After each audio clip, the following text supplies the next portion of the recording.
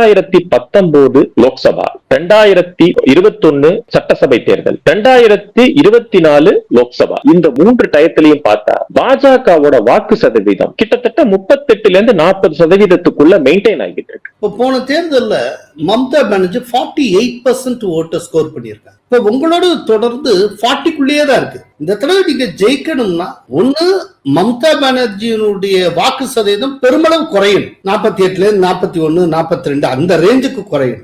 இல்லைன்னா பிஜேபியுடைய வாக்கு சதவீதம் 48 அப்படிங்கிற லெவலுக்கு கூட.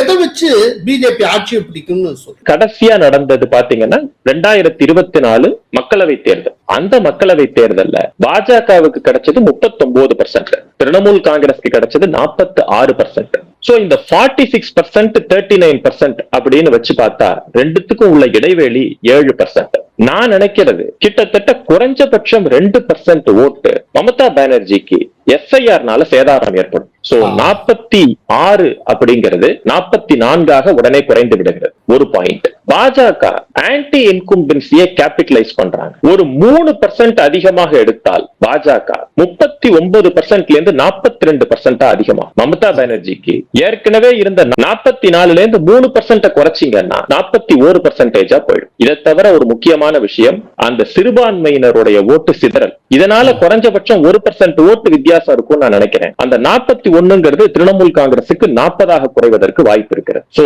திரிணாமுல் காங்கிரஸோட வாக்கு 40% ஆகும், பாஜகவோட ஓட்டு 42% ஆகும் இன்க்ரீஸ் ஆகிறதுக்கு வாய்ப்பு இருப்பதாக நான் நினைக்கிறேன். அப்படின்னா ஒருவேளை பிஜேபி ஆட்சி அமைக்கிற அளவுக்கு ஸ்கோர் பண்ற பட்சத்துல பிஜேபிக்கும் மம்தாவுக்கும் இடையில ஒரு 2% 3% வாக்கு வித்தியாசம் இருக்குமா? ஆமா.